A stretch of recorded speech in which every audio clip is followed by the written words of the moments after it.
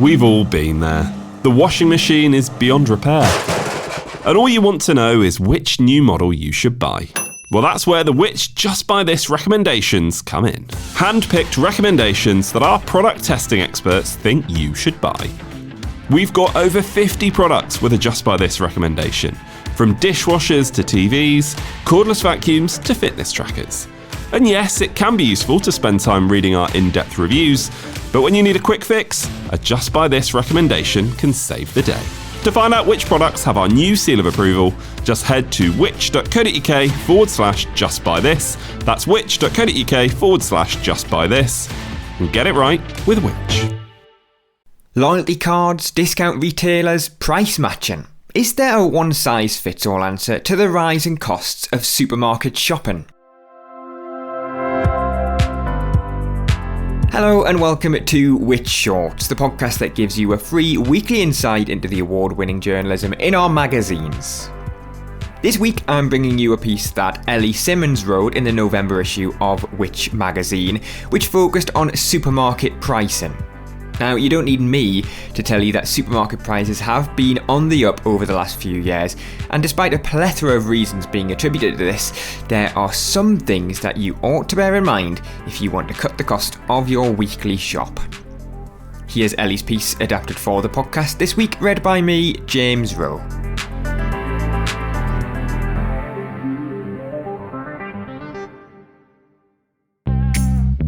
Let me guess. Food inflation probably wasn't on your radar until the start of the decade. That was when the pandemic, the war in Ukraine, and other global supply issues sent it soaring.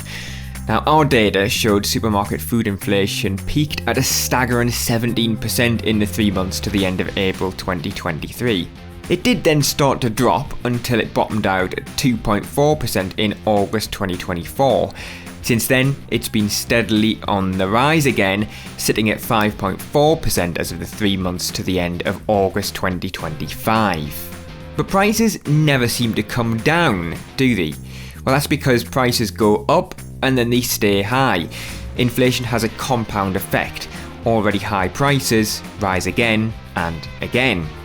More recently though, our shopping bills have been rising due to the increasing global wholesale prices of products such as beef, coffee and cocoa. It's what has caused McVitie's to reduce the amount of chocolate in some of their products. Penguin and Club biscuits, you may have some in your cupboard, can now only be described as chocolate flavour due to their recent decrease in chocolate coating. We decided to ask McVitie's about this, and they told us that, like every manufacturer, we've seen significant increases in the cost of cocoa over the past few years, making it much more expensive to manufacture our products. And to continue offering shoppers great value, it is sometimes necessary to adjust recipes of some of our products. But food inflation has also recently risen more in the UK than anywhere else in Europe. The Bank of England says this shows higher labour costs as a result of rises in the minimum wage, and employers' national insurance contributions could have had an effect too. There are also new UK regulations on packaging waste that may have had an impact. So could going to a budget supermarket be the answer to cutting the cost of supermarket shopping? Well, they are the shops to beat. We've crowned Aldi the cheapest supermarket of the year for the last 4 years, and other stores know that. Sainsbury's, Tesco and Morrisons have all developed Aldi price match schemes. The Co-op also has its own version, but only for members of its loyalty scheme. But our analysis reveals these schemes aren't as straightforward as they may seem. Most products on Aldi Price Match are own label, so they're not always an identical comparison. And it doesn't stop there. Sometimes the products can be totally different. For example, pork pies at Sainsbury's and Morrisons were matched at Aldi. The Aldi ones had 28% pork, the Sainsbury's ones had just 26%, and the Morrisons version just 20%. It was a similar story for chopped tomatoes. The Aldi version had 70% tomatoes and Sainsbury's had 65%. It doesn't always work in favour of Aldi though. The coconut milk at Sainsbury's listed 68% coconut extract compared to Aldi, which had 56%. Finally, the ranges matched can also differ. 3 supermarkets matched to Aldi's cream of tomato soup, a standard range product. The Sainsbury's and Tesco matches were both also from their standard range, whereas the Morrison's offering was a budget version. While all these schemes do match the unit prices, that's the price per 100 grams or 100 millilitres for example, sometimes the pack sizes aren't the same. Sure, you might expect a bigger pack to offer better value anyway, so the price matches on larger products may not be as good as they first appear. Another tactic is to match several different flavours of a particular product to just one. This gives shoppers more choice, but might not be exactly what you think of when you see the word match. For example, we found that Aldi's 500g jar of cucina pasta sauce bolognese had 14 products at other supermarkets matched to it. These included normal bolognese sauces, but also chunky veg, tomato and chilli, and no added sugar versions. Confusing, right? So which shop really has the cheapest food? Well, every month we compare thousands of prices at 8 of the UK's major supermarkets. Get your bingo cards out, that's Aldi, Asda, Lidl, Morrison's, Ocado, Sainsbury's, Tesco and Waitrose to reveal the cheapest for a short and long list of groceries. You can see the monthly tables on our website. Switching from Waitrose, the priciest supermarket, to Aldi, the cheapest for most of the past 2 years, could save you a whopping 27% according to our most recent analysis. Joining a loyalty scheme can also make a difference, with savings of around 7% on a large trolley of popular groceries at Tesco and Sainsbury's. But don't feel pressured to though. It's worth remembering that the cheapest supermarket, Aldi, doesn't have a loyalty scheme at all. So what about leaving the regular supermarkets behind? Have you ever considered shopping at a discount retailer? Well, our latest research reveals that you could find savings by looking at places like Home Bargains and B&M.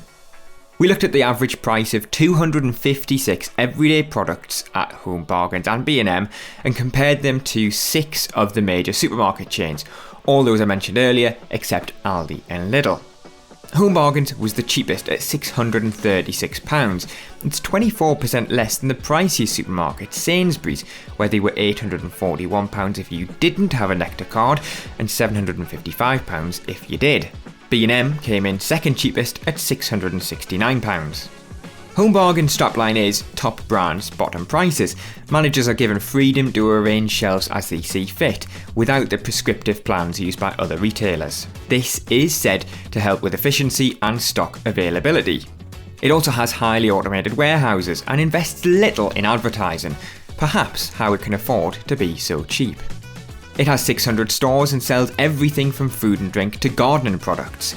It stocks many of the big brand groceries available at conventional supermarkets, and some stores also offer fresh food. Some price differences are jaw-dropping.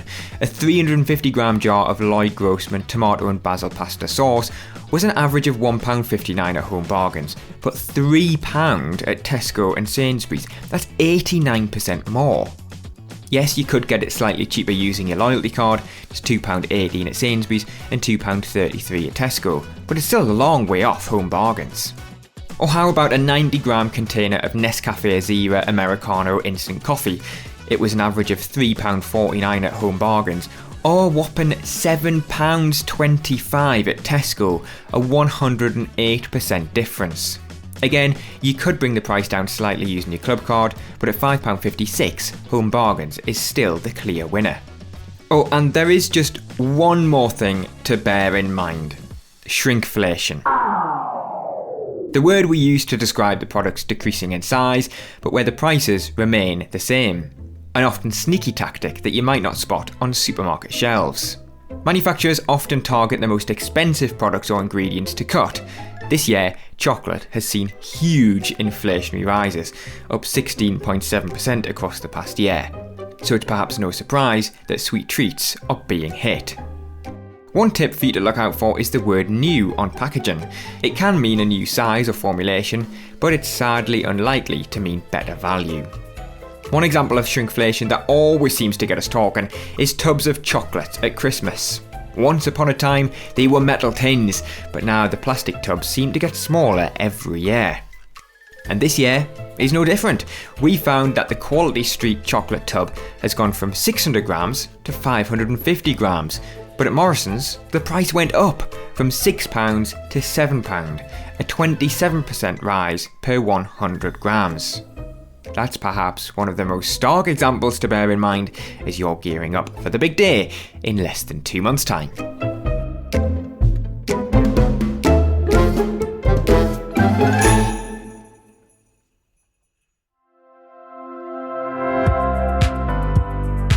Thanks for listening to this podcast from Which, the UK's consumer champion.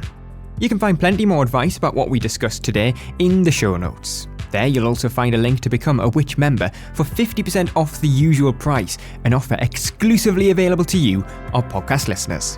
Joining Which will not only give you access to all of our product reviews, our app, one-to-one personalised buying advice and every issue of Which magazine across the year, but you'll also be helping us to make life simpler, fairer and safer for everyone.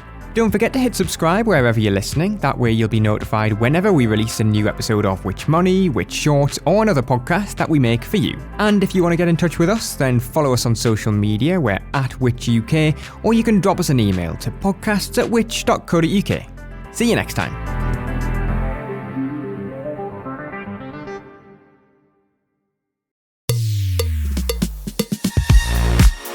If you're enjoying this podcast from us here at Which, then why not become a Which member?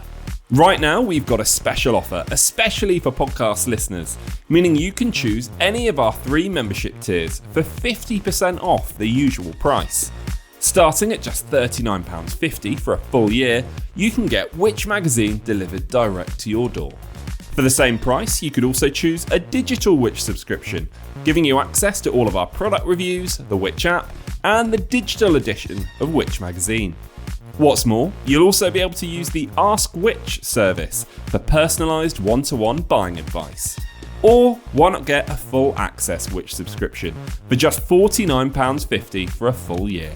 Don't forget, that's 50% off the usual price. To join Which or to find out more, just head to which.co.uk/podcast offer. That's which.co.uk/podcast offer. Or click the link in the description for today's podcast for 50% off a Which annual subscription.